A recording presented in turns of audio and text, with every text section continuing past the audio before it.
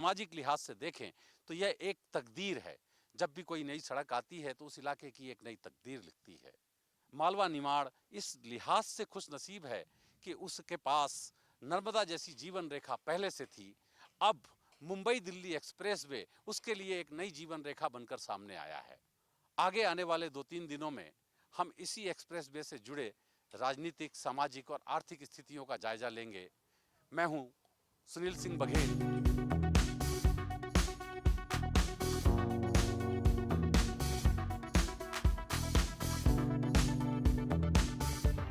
कहते हैं सड़कें अपने साथ कामयाबी लाती हैं।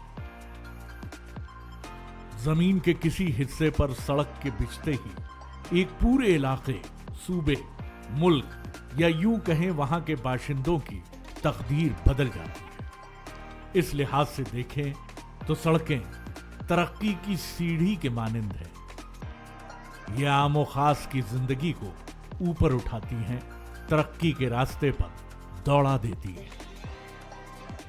फिलहाल जिस सड़क पर मैं रफ्तार भर रहा हूं, उसके शुरू होने से पहले ही अपने आसपास बसने वालों के ख्वाबों को मानो इस सड़क ने पर लगा दिए हैं। यह चमचमाता रास्ता दिल्ली मुंबई एक्सप्रेसवे का है। मध्य प्रदेश में यह करीब 250 किलोमीटर के हिस्से से होकर गुजर रहा है। इसमें मंदसौर, रतलाम और झाबुआ जैसे जिले आ रहे हैं, तो वहीं गरोठ, जावरा और थानला जैसे कस्बे इसके रास्ते में पड़ते हैं। सूबे में चुनाव से ठीक पहले मेरे इस सफर का ताना बाना बुना गया है। मकसद सिर्फ सियासी माहौल को ही समझना नहीं है, बल्कि एक्सप्रेसवे के बहाने इस इलाके के आर्थिक, सामाजिक और सांस्कृतिक ढांचे में आ रहे बदलाव को जानना भी है। जिस दौर में मैं जवान हुआ, उस दौर में मेरे राज्य की सड़कें मजाक का विषय रही हैं। जहन में उमड़ती यादें धुंधली नहीं हुई हैं, इसलिए बेहतर सड़क आज भी मुझे लग्जरी जैसी ही लगती है। अपने इस सफर के दौरान मेरी मुलाकात इन सरदार जी और इनकी टीम से होती है। ये लोग खेती किसानी के इक्विपमेंट बनाने वाली कंपनी में काम करते हैं। सरदार जी कारोबार के सिलसिले में करीब 2 दशकों से यानी 20 साल से मध्य प्रदेश आते जाते रहे हैं।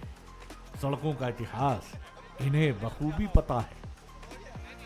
मेरे को ओवरनाइट एक जर्नी करनी थी, तो मैंने टैक्सी वाले से पूछा, तो मैंने कहा रेट क्या है। नॉर्मली टैक्सी वाले किलोमीटर का रेट लेते हैं कि पर किलोमीटर। मैंने उनसे पूछा भी किलोमीटर का रेट क्या है, तो उन्होंने मेरे को बोला सर आप जिस रूट पे जाओगे उस हिसाब से रेट है। अच्छा। मैंने कहा ऐसा क्यों भाई? कह रहे ऐसा इसलिए कि गड्ढों के हिसाब से रेट लेते हैं सर। अच्छा। अगर सड़क की ज़्यादा हालत बुरी है तो ज़्यादा रेट है, क्योंकि गाड़ी का नुकसान ज़्यादा होगा। और अगर सड़क ठीक है, जैसे तब भोपाल इंदौर रोड ठीक होती थी, तो उसका रेट हमें कम है, कम वो कह रहे मतलब कम में ले जाएंगे जी।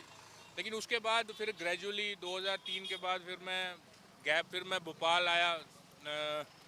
उसके बाद 2006 में तो 2-3 साल के अंतराल में आता रहा। लेकिन सड़कों में इम्प्रूवमेंट जो अभी दिख रही है कुछ सालों में, वो बेटर है।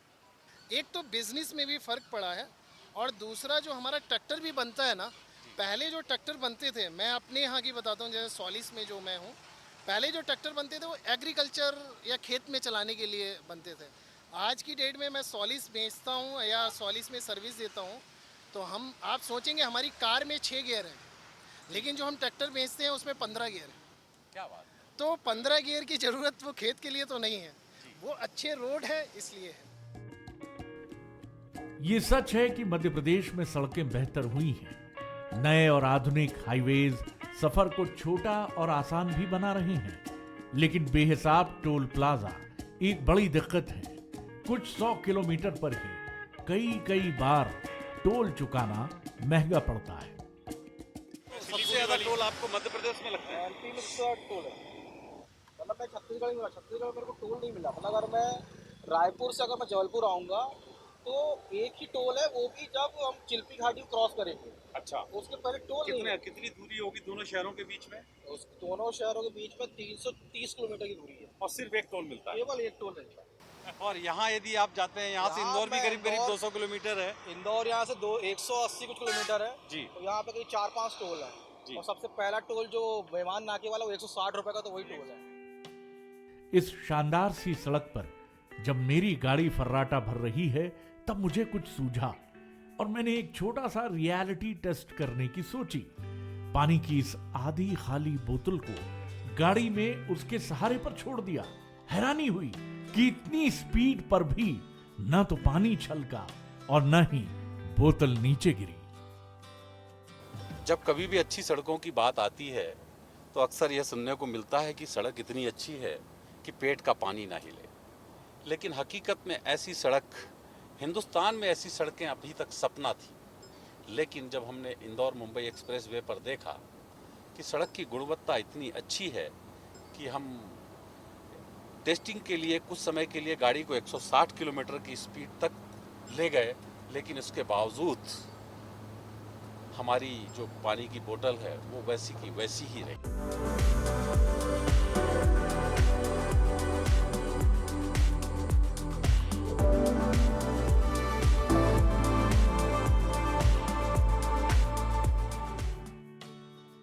ये एक ग्रीन फील्ड एक्सप्रेसवे है।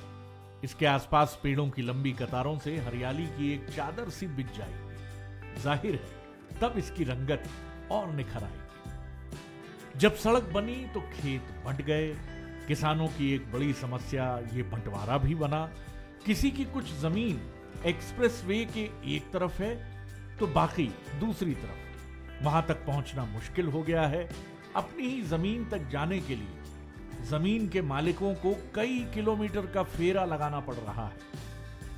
8 लाइन बनने के बाद सर समस्या ज़्यादा आ गई है किसानों को। क्या? उसमें ये है कि अभी हम इधर से जा रहे हो, अभी ये हमारा गांव अभी 2-3 किलोमीटर है पास में, नज़दीक में। इधर हमको घूम के जाना पड़ेगा। हाँ, तो 10 किलोमीटर 12 किलोमीटर घूम के जाना पड़ेगा। और वापस भी उतना ही घूम कर हाँ, वापस जाना भी इतना है, आना भी इतना है। तो आपको क्या लगता है क्या करना चाहिए था सरकार को कि जिससे आपकी जिंदगी और आसान होगी? सरकार को सर ये सुविधा देनी चाहिए, क्योंकि आधा खेत उधर है आधा खेत इधर है, तो दोनों तरफ रास्ते तो देने पड़ेंगे सरकार को। मतलब आपका कहना है कि नीचे से अंडरपास और बनाए जाने चाहिए। यस सर, सही सर। किसानों की ये दिक्कत वाकई गौर करने वाली है। तो जिले के कलेक्टर ने इसके लिए एक प्लान बनाकर सरकार तक पहुंचाया है। ये पूरा होगा तभी किसानों को राहत मिल पाएगी। बात अप्रोच एरिया की है तो अप्रोच के लिए भी माननीय मुख्यमंत्री जी के निर्देश पर हम लोगों ने लगभग 25 करोड़ रुपए का प्रस्ताव बनाकर ऐसे कृषकों के लिए भेजा है जो अपने खेतों पर जिनकी आसानी से अप्रोच नहीं हो पा रही है। शीघ्र ही इस पर स्वीकृति प्राप्त होगी और किसानों की जो एक छोटी समस्या है उसका भी हम निराकरण सुनिश्चित करेंगे। भारत कमाल का देश है और सड़क पर ही इसका अर्थशास्त्र और समाजशास्त्र नुमाया हो जाता है। इन सड़कों पर हवा से बातें करती महंगी गाड़ियां भी नजर आती हैं, तो वहीं हल खींचता किसान भी दिखाई दे जाता है। ऐसे ही ये बंधु मेरे सामने पड़ गए। अच्छा है इसमें, जैसे ये 8 लाइन निकल गई है तो इससे भी थोड़ा विकास और भी हो रहा है। कुछ मतलब जैसे कि है तो उसमें भी थोड़ा वो परिवर्तन आ ही रहा है। तो जमीन की कीमतों में भी कोई फर्क पड़ा है? सर वो तो हुआ ना, वो तो दुगना तिगना हो गया सर। क्या अंतर हुआ, क्या अंतर आया है? अंतर क्या सर, वो जैसे कि कुछ 10-15 साल पहले जो 1.5 लाख में बिक रही थी आज वो 20-25 लाख में बिक रही सर। अच्छा, अभी जैसे राहुल भी पद यात्रा निकाल रहे हैं, तो वो कमलनाथ की सरकार बनाना चाहते हैं, मोदी जी शिवराज की सरकार बनाना चाहते हैं, तो गांव में भी कुछ माहौल आया है कि? बिल्कुल सर, मोदी क्या माहौल आया है? माहौल जो है सर दिन रोज परिवर्तन हो रहा है ना, सुविधा बहुत मतलब मिल रही ना। हाँ, क्या तो उसका फायदा किसको मिल रहा है? किसान को भी मिल रहा है, आम आदमी को भी मिल रहा है। तो फिर जब चुनाव आएगा तो क्या क्या क्या इसका असर आएगा? सर मोदी जी आएंगे सर, मोदी जी आएंगे। बिल्कुल आएंगे सर। सैलाना में मेरी मुलाकात कॉलेज की कुछ लड़कियों से होती है। 8 लेन एक्सप्रेस हाईवे को लेकर मैं उनसे सवाल करता हूं, लेकिन उनकी दिलचस्पी उन मुद्दों में ज्यादा है जो लड़कियों की बेहतरी और उनकी अच्छी एजुकेशन से सीधे तौर पर जुड़े हैं। हमको सरकार से उम्मीद है कि हमारे गांव में कॉलेज खुले जो लड़कियों को आराम से आ सकते हैं, क्योंकि दूर तक पेरेंट्स भेजते नहीं हैं, इतना पैसे भी बहुत सारी फैमिली ये नहीं करने सकती, पढ़ने नहीं देती बच्चों को। लड़के को जाने देते पर लड़कियों को नहीं जाने देते, इसलिए हमारे आसपास ही कॉलेज स्कूल सब खुले। गांव में कॉलेज खुले, स्कूल्स खुले और बहुत सारे अच्छे अच्छे, अगर कोई मतलब वैकेंसी आए तो हमारे कॉलेज गांव में आए। आज हाँ, आने जाने में भी तकलीफ होती है। अगर गांव में होगा तो हमें घर वाले भी भेज देंगे कि जाओ पढ़ो। कंक्रीट सीमेंट की सड़कें यूं तो बेजान होती हैं, वो सांस नहीं लेती, लेकिन उनके बनने की प्रोसेस में कई जिंदा किस्से और चमत्कार की कहानियां जुड़ती चली जाती हैं। इस देश को आस्था के एक विशाल घेरे ने लपेट रखा है, उसके बाहर कुछ पनप ही नहीं सकता। मैं सगस बावजी के इस मंदिर में आया हूं। लोगों की इससे बड़ी आस्था जुड़ी हुई है। मैंने सुना है कि जब यह सड़क बन रही थी तो इस मंदिर को इस जगह से हटाने की बड़ी कोशिशें हुई। लाख जतन के बाद भी इस मंदिर को यहां से हटाया न जा सका। जाहिर है कि इसे लेकर श्रद्धा और मजबूत हुई होगी। इस मंदिर से जुड़ी हुई गाथाएं काफी रोचक हैं और यहां के रिवाज हैरान करने वाले हैं। मंदिर की दीवारों पर घड़ियां टंगी हुई हैं। कहते हैं यहां आकर लोगों का वक्त बदल जाता है, इसलिए लोग अपने साथ नई घड़ी लाकर यहां चढ़ाते हैं और यहां से एक घड़ी साथ ले जाते हैं। सिगरेट के ठूठ देखकर आप हैरत में पड़ गए होंगे, लेकिन यहां ये प्रसाद का एक रूप है। डीपी धाकड़ जावरा में किसानों के नेता हैं और कांग्रेस से टिकट के दावेदार भी। वो मुझसे इस मंदिर में टकरा जाते हैं। वो खुद भी अपना वक्त बदलने की उम्मीद लेकर मंदिर आए हैं। धाकड़ को यकीन है कि उनका टाइम आएगा।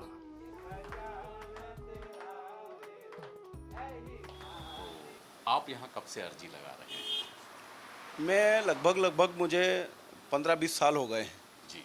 और मैं लगातार सतत यहाँ आता हूँ। तो पिछले चुनाव में तो टिकट की दृष्टि से देखें तो आपका समय अच्छा नहीं रहा। इस बार कितनी उम्मीद है? बस पहले घड़ी चढ़ाने में चूक हो गई थी, इस बार नहीं हुई है। तो चलिए, बहुत जल्द चुनाव सर पर है और हम देखते हैं कि सगस बाबू जी की कृपा इस बार भाजपा पर होती है कि कांग्रेस पर होती है। वैसे मैं बता दूं कि जावरा विधानसभा क्षेत्र में फिलहाल अभी भाजपा से राजेंद्र पांडे जी विधायक हैं और जो उनके खिलाफ के सिंह जी लड़े थे वो अब कांग्रेस छोड़ करके भाजपा का हिस्सा हैं। तो इस बार कांग्रेस में बहुत सारे लोगों को अपना वक्त बदलने की उम्मीद जागी है। उसमें से एक प्रबल दावेदार हमारे धाकड़ जी भी हैं। तो अब देखते हैं कि आने वाला वक्त किसका होता है। इस बार बदलेगा। मैं धाकड़ के साथ जावरा के एक मशहूर नीम वाले ढाबे पर चला आया हूं। यहां माहौल सियासी हो चला है। बीजेपी के एक नेता कीर्ति बना भी यहां है। पॉलिटिकल डिबेट का हिस्सा बनने वो भी चले आए हैं। वो इलाके की जानी मानी शख्सियत महेंद्र सिंह कालू खेड़ा की फैमिली से ताल्लुक रखते हैं। मुद्दा ये है कि इस 8 लेन एक्सप्रेस वे से कितना फायदा हुआ है और कितना नुकसान। केंद्र सरकार ने ये जो लाखों करोड़ का प्रोजेक्ट लिया और इस प्रोजेक्ट को नाम दिया कि ये वरदान होगा। दिल्ली मुंबई कॉरिडोर है, इससे विकास चारों तरफ विकास हो जाएगा और दिल्ली और बॉम्बे की जो दूरी है वो कम हो जाएगी। ये चीजें हमें भी कल्पना में थी, लेकिन जब वास्तविकता में 8 लेन बनने लगा और निर्माण होने लगा, उसके बाद हम किसानों को लगने लगा, जिस दिन किसान के खाते में मुआवजा डलने लगा उसी दिन हमको लग गया कि शहरी क्षेत्र वालों के लिए, सरकारों के लिए, दिल्ली मुंबई कॉरिडोर वालों के लिए या दिल्ली मुंबई में रहने वाले रहवासियों के लिए या उद्योगपतियों के लिए ये वरदान साबित हो सकता है। लेकिन जिस किसान की छाती पर ये 8 लेन बनाया जा रहा है उसके लिए तो ये अभिश्राप बन गया। मैं वही जानना चाहता हूँ कि किसानों को क्या समस्याएं खड़ी हुई हैं? देखिए, मैं अगर एक किसान हूँ और मेरे पास 5 बीघा जमीन है, 10 बीघा जमीन है और मेरी जमीन 3 फसल 2 फसल देने वाली उपजाऊ जमीन है, उस पर आपने 8 लेन निकाला और उसका मुआवजा इतना कम मिला कि बंजर जमीन भी उस पैसे से नहीं खरीद सकता हूँ। अब ये 8 लेन के बनने से यहाँ के किसानों को उत्पादन करने का अवसर मिलेगा। वो नई प्रकार की खेती करेंगे, मटर का उत्पादन करेंगे, जामफल का उत्पादन अभी होता है लेकिन और बढ़ाकर करेंगे। उसका सबसे बड़ा कारण ये है कि उनका समय बचेगा, कीमत अच्छी मिलेगी, उनको कीमत अच्छी मिलेगी। जैसे सुबह 4 बजे यहाँ से जब गाड़ी पहुँचती है तो उस ड्राइवर को इनाम मिलता है, क्योंकि माल फ्रेश होता है और फ्रेश माल वहाँ से दिल्ली के लिए रवाना हो जाता है। अब हमारे यहाँ इतनी अच्छी सुविधा है कि हम बॉम्बे सुबह शाम जाके आ रहे हैं, तो किसानों को कितना फायदा, आप खुद देखिए। ये सच है कि शुरू होने से पहले ही ये एक्सप्रेसवे सियासत के लिए हॉट टॉपिक बना हुआ है। फायदे तो कई हैं, लेकिन डेवलपमेंट की एक कीमत तो होती ही है, वो कोई चाहे या ना चाहे चुकानी तो पड़ती ही है। राजेंद्र पांडे जावरा के विधायक हैं। इस एक्सप्रेसवे को लेकर उनसे बातचीत होती है। वो इस बड़ी योजना को लेकर बहुत ही पॉजिटिव ख्यालात रखते हैं। यदि सीधे सीधे राजनीतिक रूप से बात करें तो निश्चित रूप से गतिमान करेगा, गति प्रदान करेगा। और उसी के साथ साथ मैं ये भी संलग्न करना चाहूँगा कि ये जहाँ जहाँ से ये मार्ग गुजरेगा वो संपूर्ण क्षेत्र की जीवन रेखा के रूप में जाना जाएगा। और जीवन रेखा मैं इसलिए कह रहा हूँ कि लगभग 50, 60, 75 किलोमीटर पर बहुत सारे साधन संसाधन, बहुत सारी सुविधाएं, बहुत सारी व्यवस्थाएं और रोजगार मूलक कार्य किए जाने वाली अनेक स्थितियां को जन्म देगा। तो ये तो निश्चित रूप से एक जीवन रेखा का आम जन के लिए, क्षेत्रवासियों के लिए और इस क्षेत्र से जुड़े हुए जनप्रतिनिधियों के लिए भी रहेगा। सैलाना विधानसभा सीट को कांग्रेस का गढ़ माना जाता है। आजादी के बाद से ही इस सीट पर कांग्रेस का दबदबा और कब्जा रहा है। साल 2013 में पहली बार बीजेपी को इस सीट पर अपना परचम फहराने का मौका मिला। तब संगीता चरेल इस सीट से जीत कर आई थी। हालांकि 2018 में फिर ये सीट बीजेपी के हाथ से निकल गई। संगीता जी, आप आदिवासी समाज से आती हैं और आदिवासी समाज का प्रतिनिधित्व करती रही हैं। इस पूरे क्षेत्र में आदिवासियों की संख्या भी बहुत है, पर एक जयस के रूप में एक चुनौती भी खड़ी हुई है। तो क्या भाजपा उस चुनौती से, जयस की चुनौती से कैसे निपटेगी? देखिए, यह अभी जो जिला पंचायत के चुनाव हुए थे उसमें बढ़त जयस ने ली है, लेकिन उसके बावजूद भी भारतीय जनता पार्टी की सरकार ने इतने काम कर दिए हैं कि अभी के हिसाब से हम देखा जाए तो कांग्रेस भी हमारे पीछे है और जयस भी हमारे पीछे है। तो क्या 2 महीने में ही इतने, या 6 महीने में, साल भर में इतने काम हो गए नहीं, कि आपको लगता है कि लोग जयस को छोड़ करके या कांग्रेस को छोड़कर फिर भाजपा के खेमे में आ जाएंगे? नहीं, ऐसा नहीं है। लगातार भारतीय जनता पार्टी की सरकार ने लगातार इस क्षेत्र में, जब 2013 में मैं खुद विधायक रही थी यहाँ पे, तो करोड़ों रुपए के काम हमारे सैलाना विधानसभा में हुए और उसी मुद्दे पर हम लोग आने वाली सीट के बारे में बात कर रहे हैं। और आप भाजपा की जीत को लेकर आश्वस्त भी हैं। हाँ। लेकिन आप अपनी टिकट को लेकर के कितनी आश्वस्त हैं? ये तो भारतीय जनता पार्टी है, टिकट का भी तो निश्चय नहीं रहता है, वो डिसाइड भी नहीं करती है। लेकिन भारतीय जनता पार्टी की जो हमारा उम्मीदवार कमल का फूल है और हम भारतीय जनता पार्टी को पूरा जिताने का प्रयास करेंगे। यहाँ पर भाजपा ने इतना विकास किया है इसलिए हम ये सीट जीतेंगे। बिल्कुल। दूसरी तरफ आप कह रही हैं कि 4 सालों में कोई विकास नहीं हुआ। नहीं, विकास तो कांग्रेस ने नहीं किया भाई। अभी जितने भी निर्माण कार्य यहाँ पर चल रहे हैं वो भाजपा के कारण नहीं चल रहे हैं। पूरे एक्सप्रेस वे पर घूमने के दौरान हमें एक चीज़ बड़ी स्पष्ट नज़र आई कि जैसे ही हम रतलाम से ऊपर मेघनगर की ओर बढ़ते हैं, झाबुआ की ओर बढ़ते हैं, तो पलायन एक प्रमुख समस्या है।